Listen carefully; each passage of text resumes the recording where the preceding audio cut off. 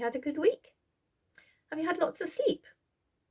Now, that might seem a strange question, but if you remember where we left Gideon last week, it was in the darkest night, wasn't it? And he was overhearing one of the Midianites talking about, well, he wasn't saying, I'm asleep. He was talking about a dream he had had. And his dream was very important to him. Now, the funny thing about dreams is, I don't know about you, I wake up sometimes in the morning and I know I've dreamt, but I can't really remember it very well. But sometimes I wake up and I can remember the dream almost as if it's only just happened and I can remember everything about it. And sometimes I can go to bed at night and I'm thinking about something and puzzling over something and trying to work out something. And while I'm asleep in my dreams, I get the answer to my problem. And I wake up in the morning and I think, oh yes, either that's what I was thinking about or that's what I wanted to do. So dreams are very strange things. They can be really fantastical, but sometimes they can be really helpful. Well, before we go to find the end of the story of Gideon and what the dream is, I've got some questions for you about other heroes. Do you remember Gideon felt he was a bit of an unlikely hero, didn't he? Well, let's have some quiz questions about unlikely heroes, shall we? Okay, the first unlikely hero was a little boy who was brought to the temple by his mum, and his mum said, I would like him to stay in the temple now and he can help you. And she said that to an old priest who was working in the temple. Do you remember who that was? That was Samuel. Now the next one was a much older person. In fact, he was quite old when he heard God's message to him. And God's message was that he had to go and tell a very, very important person to let his people go. And this person said, oh, no, I don't want to do that. I can't do that. I'm not up for doing that sort of thing. No, I'll make a mess of it and nobody will listen to me. Do you know who that was? Of course. Who said, let my people go? Moses. So he was an unlikely hero because he didn't think he was going to be listened to. What about this one? This is another little boy. And this little boy who just got up one morning and went off to go and sit on a hillside with his picnic. And while he was there with his picnic, somebody came along and said to him, I wonder if you could share your picnic. I wonder if you could come up with us to someone who's been speaking all afternoon to all these people who are round about you, and maybe your picnic can help. And this little hero said, okay, I'll share. And off he went up to the top of the hillside where he met Jesus. This unlikely hero is the little boy with the fish and the loaves. I think when he got up, he didn't have any idea that he was going to be a bit of a hero. But because he was willing to share, he really is a hero. What about this one? This was a man who got a message from God. And the message from God was, I want you to go to a certain city and I want you to tell them, well, it won't be good news for them, but I want you to tell them that I'm very angry with them, but if they change their ways, I will forgive them. And this unlikely hero heard that message and he ran in the opposite direction. That's not like a hero at all, is it?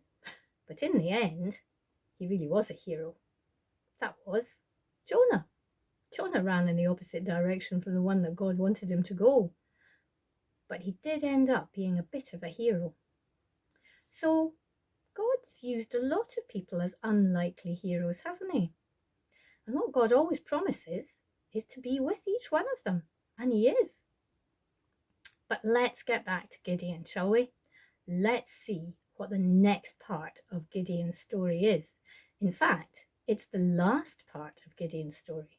So there won't be a bit at the end where I go, oh, I've run out of time.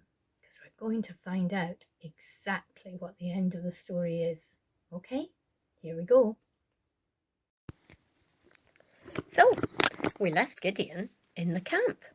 We left Gideon just hearing about a terrible dream. And the terrible dream, well, might not sound terrible to you, but it certainly felt terrible to the Midianites. The soldier said, I dreamt that a round loaf of barley bread rolled down from the hills, rolled into the tents, and smashed them all down. Now, what a funny dream that probably sounds to you. But do you remember, the very first week we met Gideon? He was what's called threshing some of his crop. It was a barley crop. And barley was a really it was a bit of a rubbishy crop, really, for making bread. So it was a very weak crop. And the barley bread was then a very weak sort of bread. Who does that make you think of? Does it make you think of Gideon, who thought he was the weakest of a weak clan? Remember he said that at the very beginning?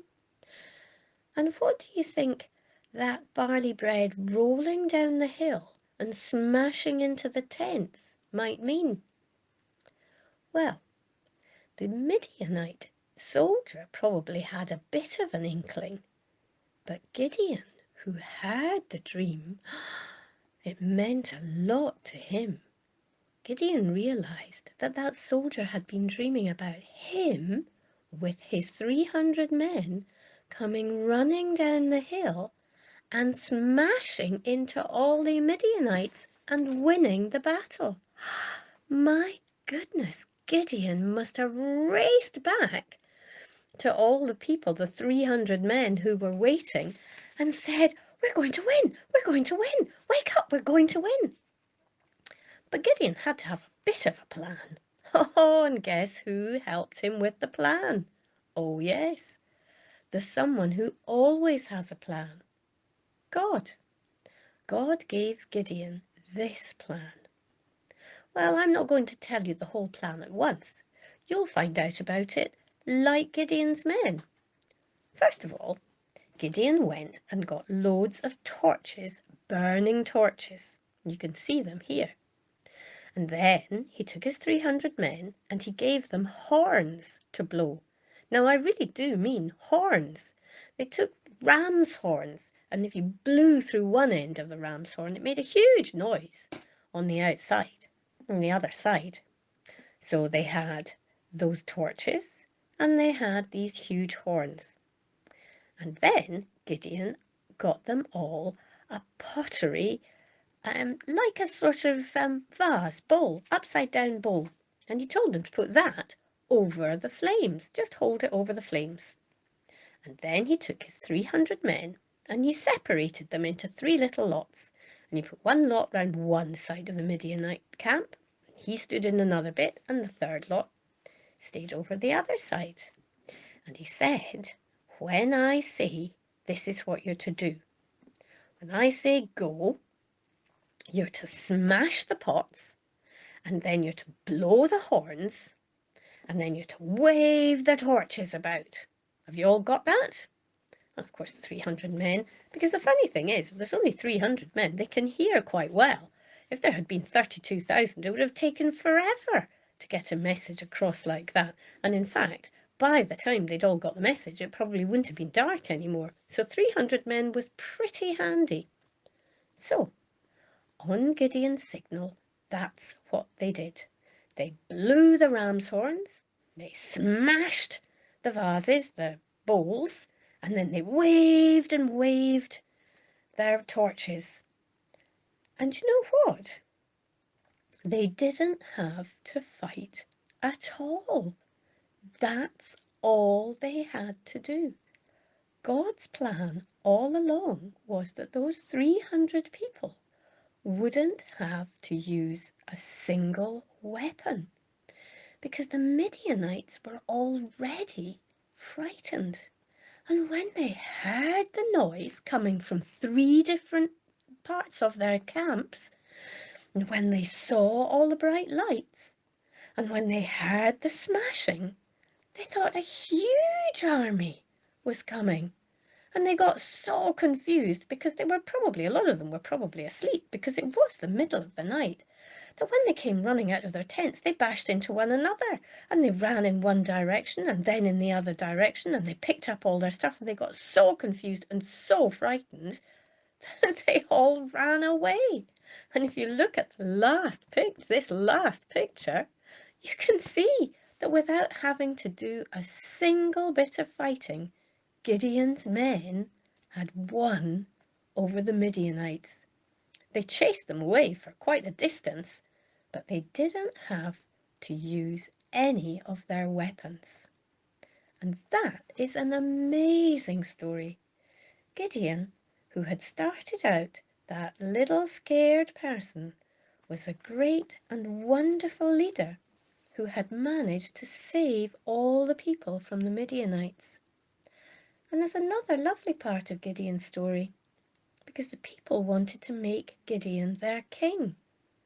And Gideon remembered that it wasn't he who had won the day. He remembered it was God who had won the day. And he said, "Don't make me your king. Always remember who it was who won the day. Remember, 300 people could never have won against all that multitude of the Midianites and their allies unless God was helping them. Always remember to trust God, and he will come through for us all. We don't need a king. Don't need me to be your king, because we have the greatest king of all on our side." And that is the end of the story of Gideon.